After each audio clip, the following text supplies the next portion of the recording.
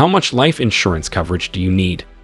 Some experts will tell you that the answer is between 7 and 10 times your salary, but it can vary tremendously based on your individual needs. Ask yourself these questions when considering how much life insurance do I need? How large are my debts?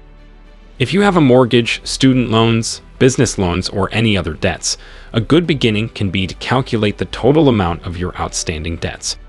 What life events do I want secured for my family? You may want your death benefit to assist in childcare or college tuition for your children. Perhaps you want to provide supplemental retirement for your spouse in addition to your final expenses. Once you've considered what you'd want your death benefit to help cover financially for your family, try to calculate the total amount of money it would cost to do so. Thanks for watching. To get more videos related to loan and insurance, please subscribe to our channel. If you like this video, kindly share this with your friends and family. Don't forget to hit the like button. If you have any queries, please comment in the comment section.